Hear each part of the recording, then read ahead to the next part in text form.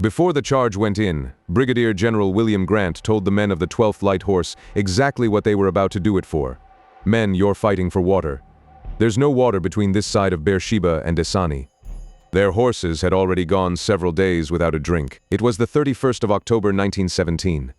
The place was Beersheba in southern Palestine, at the eastern end of a line of Ottoman defenses that ran west to Gaza and the sea.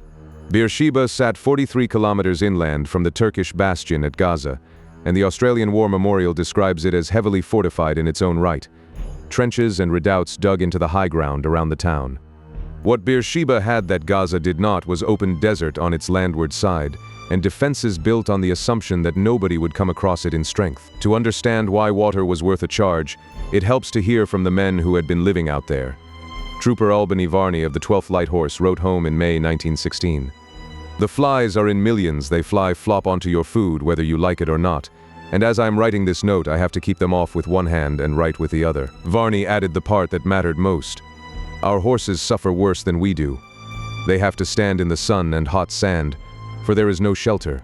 Trooper Ion Idris of the 5th Light Horse recorded what a working day cost. A squadron would be away all day, and there was not a drop of water to drink in camp.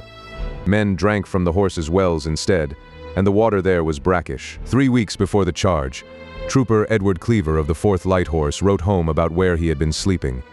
"Enclosed you will see what has been my home for months. The dust is awful. I had to dig myself out in the morning." He mentioned in passing that they went to bed with empty stomachs very often. Major James Lawson wrote to Cleaver's family the following January. Cleaver had been killed by machine gun fire as he was dismounting.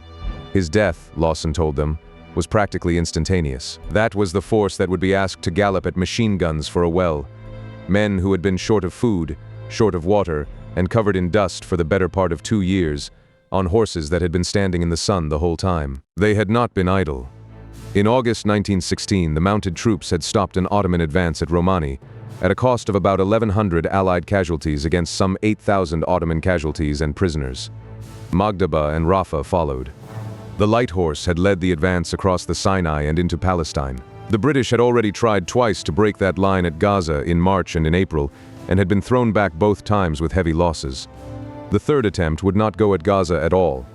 It would swing the weight east, to the far end of the line, onto Beersheba. Those two failures are worth a moment, because they are the reason nobody wanted a third frontal attempt.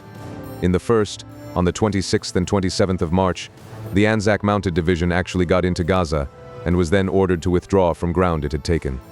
The second attack failed even with tanks and gas. The reason was underneath the town. Beersheba had wells, and a mounted corps drinks an enormous amount of water. In that country there was nowhere else to get it. So the whole plan rested on a single question. Could Beersheba be taken in one day? Not eventually. Before dark on the 31st, while the horses could still walk, the attack opened that morning from the south and the west, and it went slowly. The Ottoman positions were on commanding ground, and they were well made. By the middle of the afternoon, the town had not fallen.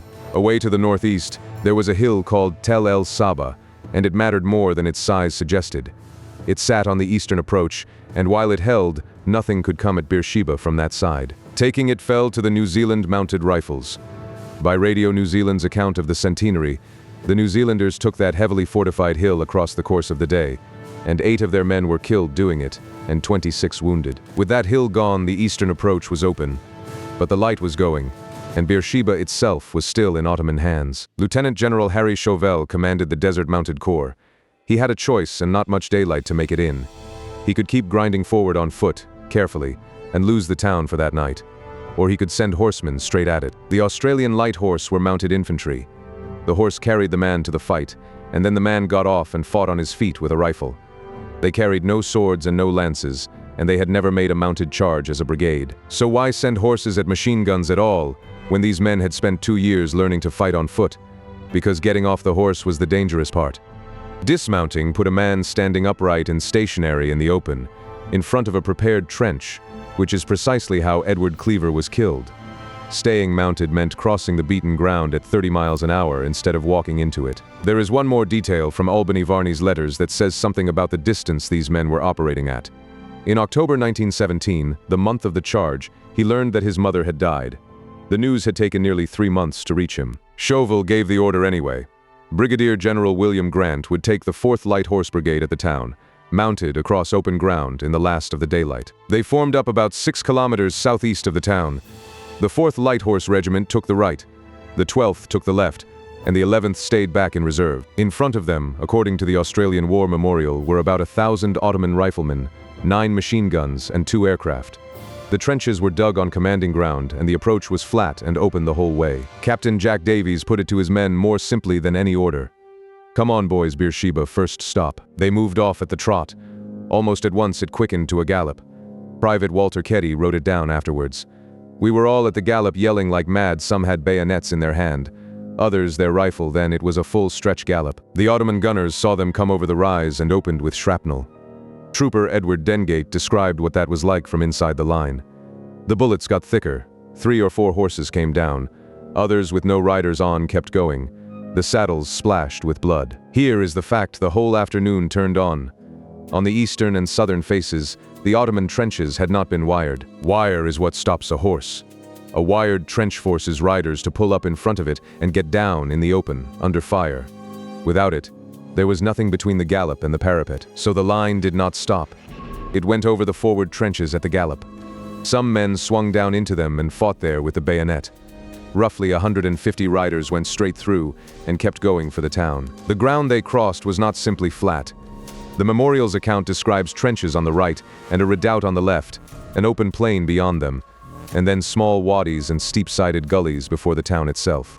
The whole of the Ottoman trench system was overrun in less than an hour. The sources do not agree on the clock. The memorial's own accounts put the brigade in position at different hours, and Trooper Harry Langtip, who was there, recorded the charge going in about 4:30 and the town taken by 6. What every account agrees on is that it was finished in the last of the light. They got into Beersheba before dark. The wells were the point of the whole thing, and the wells were still there. Nearly all of them were intact. There had been a storm not long before, and it had filled the pools as well. The horses drank that night. The cost is on the record. The 4th and 12th Light Horse lost 31 men killed and 36 wounded. At least 70 horses were killed. Between 700 and 1,000 Ottoman and German troops were taken prisoner, including 38 officers. The Australian War Memorial's London record puts it plainly. The Australian Light Horse was to be used purely as cavalry for the first time. It worked once in one place, because of ground that had not been wired. General Allenby had come out to Palestine with an instruction to take Jerusalem by Christmas. Gaza was where everybody expected the blow to land, and that's exactly why the weight went east instead. Beersheba was the real objective all along. Taking it turned the whole line. With Beersheba gone, the Ottoman positions running west to the sea could be worked around from the inland end instead of charged head-on. Gaza fell a week later. On the 9th of December 1917, British troops entered Jerusalem. Beersheba is remembered as a cavalry charge, and it was won. It was also a day when New Zealanders spent hours taking a hill so that the ground east of the town would be open, and when the thing being fought over was drinking water. If the battles that turned history are worth your time, subscribe and ride with us for the next one.